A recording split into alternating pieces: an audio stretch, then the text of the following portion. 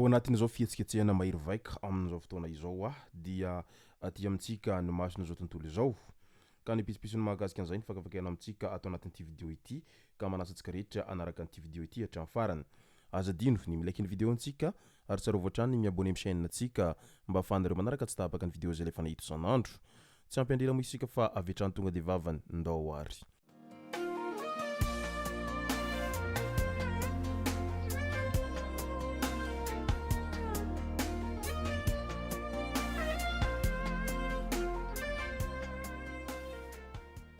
Ny tonga tsy miaraba honina mantesitra ka dia faly miaraba isika rehetra mpanaraka tsy tapaka an'ity chaîne ity tenako amin'ity androandroany ity arakin'izay efa natsipiko zay dia aty amintsika daholo izy ny masina zao tontolo zao amin'izao ankehitriny izao. Manaraka akaiky ny fivoaran'ny toe-draharaha ao Madagasikara ireo mpanao gazety vahiny. Maro ny fanadihadina ataon'izy ireo ary fantatry izy ireo tsara ny zava-misy ankehitriny. Efa miparitaka maneran-tany fahasahirana ny vahoaka malagasy ary maherisetra ny ampahan'ny mpitandro ny filaminana izay herim-pamoretana ao Madagasikara ao manoloana ny fitakina izay ataon'ny tanora leo fahasahiranana sy leo ny tsirariny.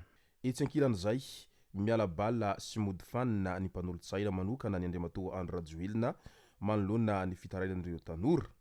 Mbola mandrangitra mihitsy aza izy hoe tsy ala izany i Andry Rajoelina hoy izy tao amin'ny TV5 Monde raha ny vahiny sy ny tafatafa atao amin'ity fahitalavitra vahiny ity. Netsy ankilany nefa tsapa sita ihany koa fa mitombo isa ary mihamarobe ireo tonga manatevin-daharana ny tolony indrindra fa ireo mpanakanto sy ny influenceur, ireo mpianatra, ny mpanao fanatanjahantena sy ny maro hafa izay mihamaro amin'izao fotoana izao noho izy ireo tena mba ao anatin'izao leo tanteraka ny fahasahiranana izay henan'ny vahoaka malagasy rehetra izao. Tsy takona fenina izao fahasahiranana izao fa efa hita miarihary ary efa ela ny vahoaka malagasy no nandefitra sy voageja atao anatin'ity fahasahiranana ity fa saingy tsy afa-manoatra fa niaritra foana hatramin'izay. Fa zao kosa dia feno ny kapoaka ny vahoaka malagasy rehetra ka izay no antony nahatonga ny vahoaka malagasy izay nitroatra ny farany ary tena leo tanteraka any zava-misy ao Madagasikara ao amin'izao ankehitriny izao. Etsy ankilany kosa dia miezaka mafy ireo mpitondra mamikitra mafy an'izay seza izay tena imatimatesan'izy ireo zay ary miezaka mampiasa hery amin'ireo mpitandro filaminana izay miezaka manaparitaka ny vahoaka amin'ny alalan'ny herisetra. Union interne de Madagasikara indray tsy voavaly ny fitakina ho izy ireo.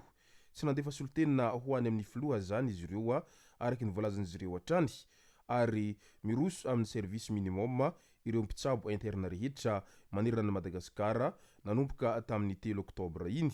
Mitovy ny tolona araky ny voalazan'izy ireo hatrany. Tsy andray anjara amin'ny gouvernemanta izahay ho hitaina Razafinjoelina ary nitsoahana ny ministra malagasy fantale general vahiny izay be karamalavitra dia notazomina. Ny zanakareo alefanareo any andafy ary aderideranareo mihitsy dia ny zanakay malagasy dia eto Madagasikara izay itifirinareo. Dika izany fa tsy mahatoko malagasy mihitsy ianareo. Heverinareo fa ratsy avokoa nampitantana, nampianatra, nampitsabo sy ny maro hafa raha vao malagasy nefa ny mpanazatra malagasy ihany no lasa famaranana tamin'ny baolina kitra farany teo. Tsy toesaina izay fanaraka amin'ny antoko izay tarihiko izany ka tsy afaka handray anjara amin'ny gouvernemanta izay ho atsanganareo izahay avy amin'ny antoko tia tanindrazana araky ny voalazana. Atsaharo ny famonoana fena bebina ireo menaky ny aina fa hery tsy aleon'ny fanahy. Ny vahiny indray no mitaintaina ho an'ny zanakay fa ianareo manohy ny fampijaliana foana.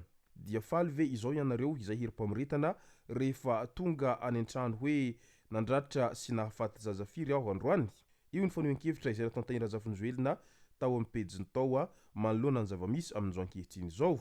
Midika izany fa miombon-kevitra sy miray hina tanteraka amina vahoaka malagasy ry zareo avy ao anatin'ny antoko tia tanindrazana amin'izao fotoana izao ary miara ory amin'izay hory ary miara manao fitakina amin'ny malagasy rehetra manerana ny nosy manoloana izao tsirariny izay ienan'ny vahoaka malagasy izao. Fanambarana avy any amin'ny génération Z indray ampahafantarina amin'ny fomba ofisialy fa tsy misy na iray aza amin'ireo mpikambana ao amin'ny hetsika no nanome fahefana hihona ifampiresaka na hanao fampirarahana amin'ny filohan'ny Repoblika Malagasy. Eo anivon'ny hetsika eny fotony no misy ny ekipa rehetra amin'izao fotoana izao ary hijanona ho mafiorina amin'io zotra io ihany izahay araky ny voalazan'izy ireo hatrany. Noho izany izay olona milaza fa miteny na manao hetsika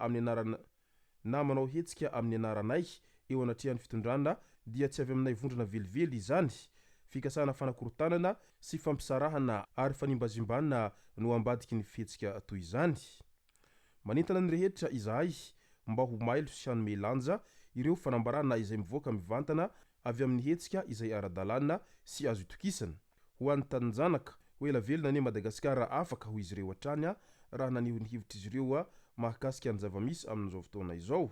Tsapa ihany koa etsy andaniny fa tena miezaka mafy ireo mpitandro filaminana izay manao aintso zavatra noho izay fiarovan'izy ireo kianjan'ny 13 Mey mba tsy ho afaka hidiran'ireo mpianatra sy olona rehetra izay manao fitokonana amin'izao fotoana izao. Tolona anaty faharesen-dahatra mifanohana ny vahoaka tena resy lahatra na manana ny antsoina hoe conviction hanova amin'ny tsaratsara kokoa. Misy tohana rano, mofo, akondro, fanafody, kasibosy, fitsaboana nanomboka tamin'iny andro ny 3 Oktobra iny ary manakaiky ny toedra raha ny toerana misy ireo mpitolona no ahitana an'izany rehetra izany. Midika izany fa tena miray fo sy miray hina ny malagasy rehetra amin'izao fotoana izao ao anatin'izao tolona ho an'ny tanjanaka, tolona ho an'ny fanovana rafitra ary tolona ho an'ny fahafahana sy ny ho avy mamiratra ho an'ny Madagasikara sy ny taranan'izao amin'izao ankehitriny izao. Ary tsapasita ihany koa fa tena tsy manaiky lembenana ireo mpitolona ao anatin'ity toedra raha mafana amin'izao fotoana izao ity na dia miezaka mampiasa hery aza ireo mpitandro filaminana izay mandrebireby sy manakorontana ny vahoaka nefa etsy andaniny tsy hanaiky lembenana amin'izany ny vahoaka na dia atao inona aza izy ireo ao anatin'izao tolona izay mahery vaika amin'izao fotoana izao. Ary mampatsiahy hatrany ny vahoaka fa raha toaka manana raha malagasy mikorina ao anaty ireo mpitandro filaminana dia tokony ho tonga saina ary tokony tsy hanao an'izay herim-pamoretana ho an'ny vahoaka malagasy izay mitaky ny rariny sy ny hitsiny manoloana ny zavatra ianan'izy ireo amin'izao ankehitriny izao mba tonga vasaina ihany ireo mpitandro filaminana araky ny voalazan'ireo malagasy rehetra amin'izao ankehitriny izao. Izay no masaka azona roso tao anatin'ity video ity tompoko lasy tompoko vavy misaorantsika rehetra nanaraka an'ity video ity hatramin'ny farany. Azadino ny milaiky ny videontsika ary tsarovy hatrany ny miabone amin'ny chaîne antsika mba ahafahanareo manaraka tsy tapaka ny video zay lefa nahita isan'andro. Tompoko lasy tompoko vavy mankasitraka dia mirary soa.